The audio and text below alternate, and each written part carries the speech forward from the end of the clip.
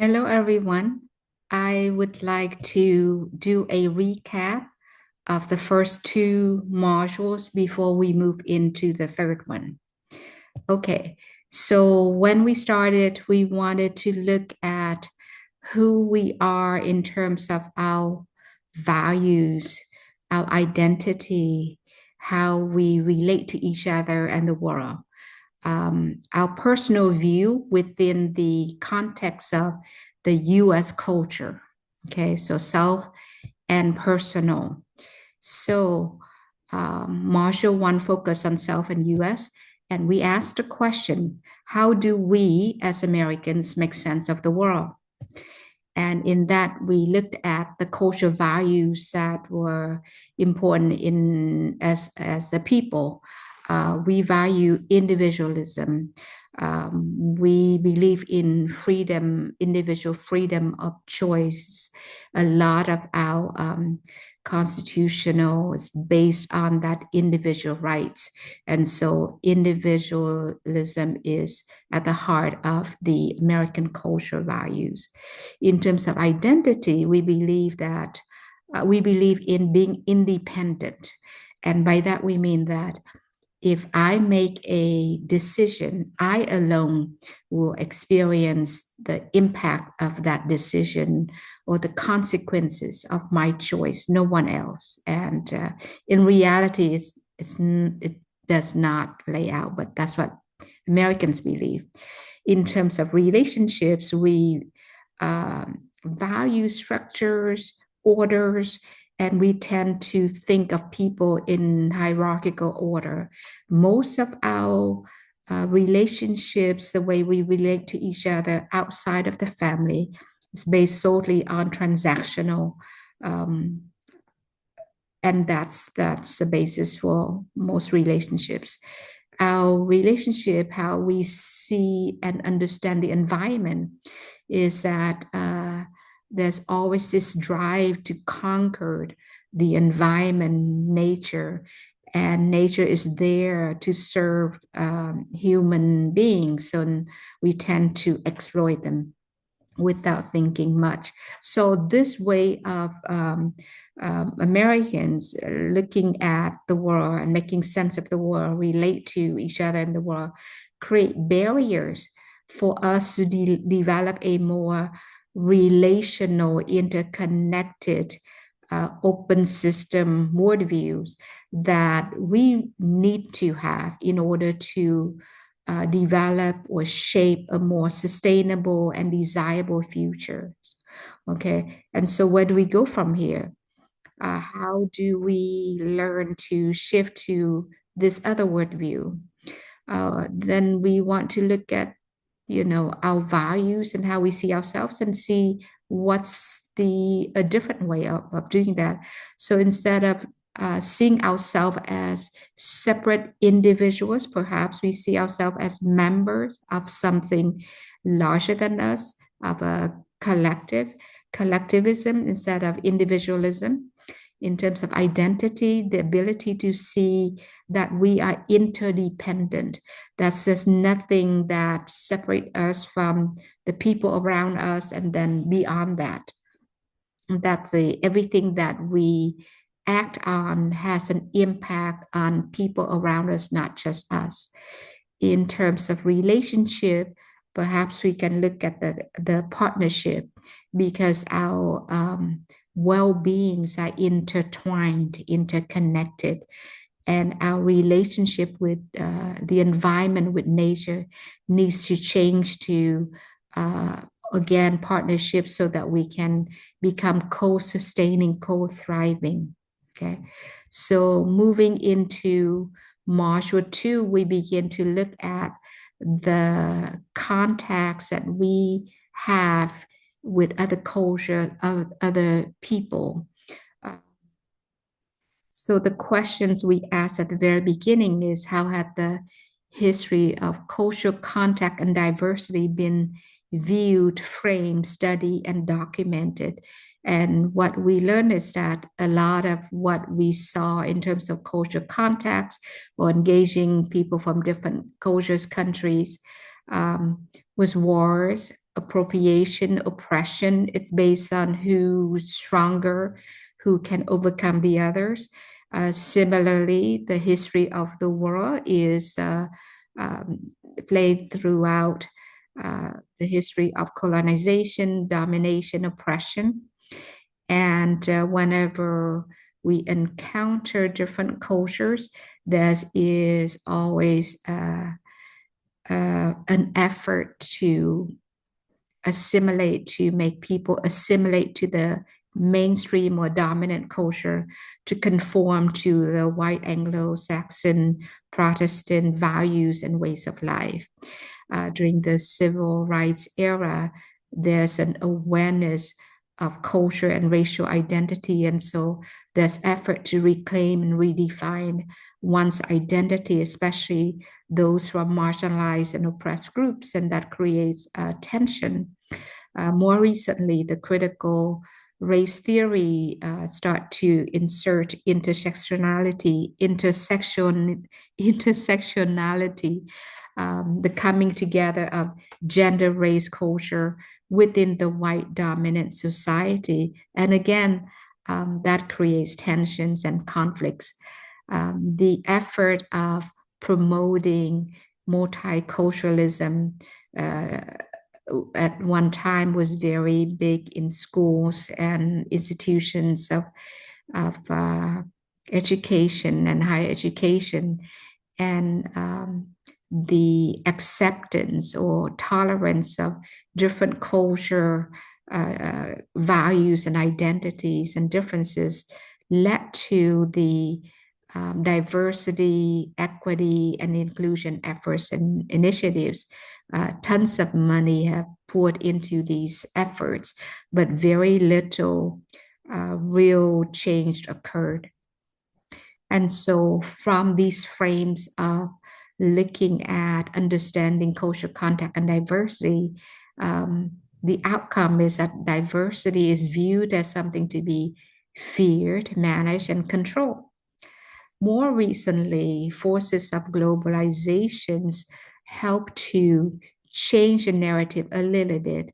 We begin to talk about citizens of the cosmos, the blurring of the boundaries of nations, terms like cross-cultural contamination, hybridization, mutual entanglements, begins to highlight the influence, the integration of different culture traits when there is a collision of cultures. All of these present a more optimistic view of diversity, but still that tension of usually there's one who has more influence or status than the other, that tension is still there. So the question we now ask is, what do we need to do to recognize the positive impact of cultural context and diversity? And we realize that throughout the human histories, there are many examples of positive cultural contact and diversity that results in creativity and innovations that benefits the human race. So in order to recognize the positive impact of cultural context and diversity, first we need to choose to view the word in a more complex way instead of the simplistic way. We need to value creativity, collaboration, and complexity.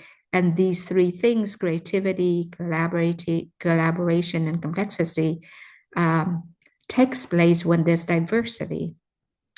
We need to put a lot of effort in examining, studying, and creating new narratives and social imagery from past and present cultural contexts that demonstrate an inherent creativity and diversity.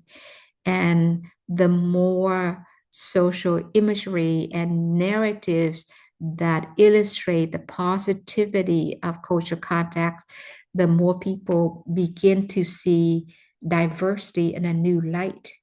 And that's what we need to, in order to develop our planetary consciousness. Okay. So as we move into the third module. Um, do you remember from the very first beginning, I said that we, as faculty of this course, as facilitators of this learning, we were learning along with you. And what we learned is that we need to give you a little bit more structures in order for you to get to the depth that we would like to see. And so for Module 3, we're looking at indigenous cultures, the psychological, spiritual wisdom, and creativity, and what we can learn from these different groups and aspects to get to that planetary consciousness. So I have a specific set of questions for each group. For group 1, the focus is on learning from the ancient land-based and indigenous cultures about what is possible to develop this understanding of the inherent interconnectedness of all living beings. What can we learn from these worldviews, perspective, beliefs, and especially the practices? What can we learn from and adopt and integrate in how we show up, how we relate to each other, how we know, and how we behave? Similarly, group 2, the focus is on understanding the different spiritual wisdom of other peoples and cultures. And again, the focus is on understanding and learning and valuing the beliefs, perspectives, and try to implement the practices and ways of life that these other groups have had in terms of being able to adopt the relational and interconnected worldview. Group 3, I like for you to focus on the 2 articles on transpersonal psychology by LaHood, in which he explored the difference between personal and relational spirituality. What pitfalls do we need to pay attention to as we seek to embody or develop spiritual practices? And so these are the assignments for Module 3. I hope that with more direct instruction, you are able to go more in depth and focusing on the positive, not what's wrong, but what's the possibilities and capacities and practices that we can adopt to achieve our goal of developing this interconnectedness, relational worldview. Okay, so now I would like to share with you a real life example of non-planetary consciousness decision making. In other words, a decision that was made that was not based on the worldview that we are connected, we all relate to each other, and that what one decision that is made without taking into considerations the well-being of others will come back and haunt us in a way. So the case of U.S. Agency for International Development, USAID, you see here is an example of that. USAID was shut down during the on the day that President Trump took over. I became the new president on January 21st of this year. He decided to freeze all the money that went to support programs in other country, in other words, foreign aids. 4 days later, the person that was put in charge of that agency, replacing the existing head, made the decision of shut down that agency. A little bit of background on USAID.